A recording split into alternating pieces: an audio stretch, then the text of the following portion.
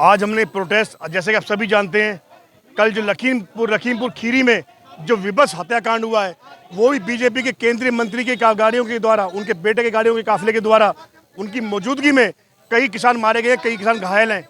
आज हमने यहाँ पे एक नहीं दो तीन पुतले जलाए हैं।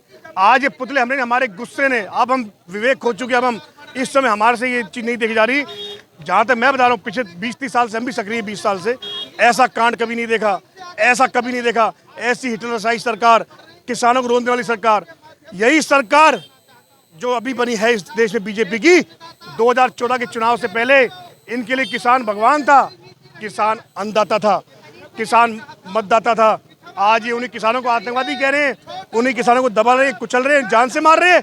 शर्म आनी चाहिए बीजेपी वालों को, शर्म आनी चाहिए बीजेपी के तमाम नेताओं को।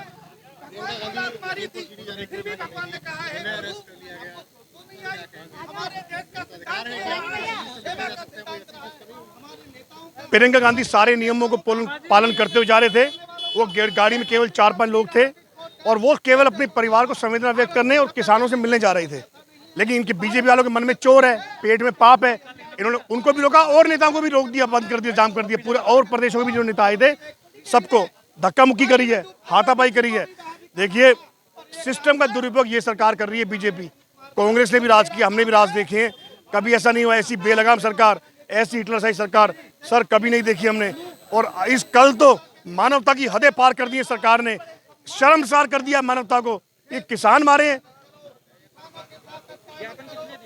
हाँ जी, ज्ञापन में हमारी ये मांगे हैं, जो हमने ज्ञापन दिया इसकी रिसीविंग कॉपी है। 3 हमारी मांगे हैं।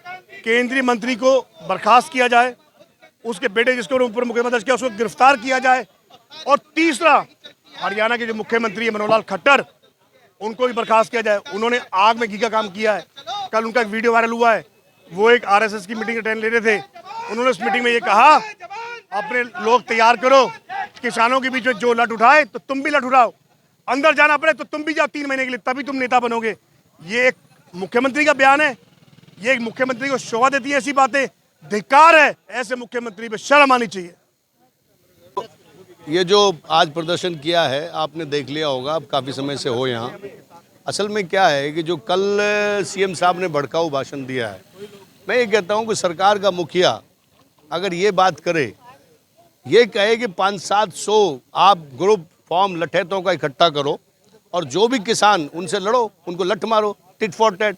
उन्होंने अपनी संस्कृत भाषा में बोली, बट टिट फॉर टैट और जैसे को तैसा मैंने ज़रूर सुना था। तो जैसे को तैसा, और ये तक भी कह लिया, जो मुखिया है सरकार का, उसके मुख से इस तरह की बात शोभनीय है, ये कह दिया अंदर चले जाओगे और भाई 5-6 महीने में जमानत हो जाएगी और कोई बात नहीं, नेता बन जाओगे। अरे भले आदमी, कम से कम अगर कुछ नहीं बोला जाता, कृषि कानून के खिलाफ कुछ नहीं बोला जाता, तो आप कम से कम चुप तो रह सकते हो।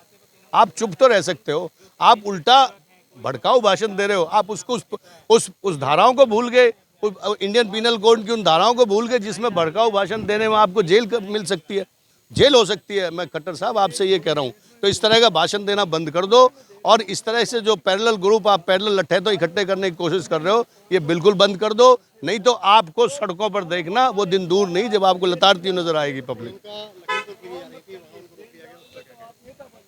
देखो, प्रजातांत्रिक सिस्टम में सबको राइट है जाने का, मिलने का, और प्रियंका गांधी विपक्ष की नेता हैं, कांग्रेस पार्टी की नेता हैं।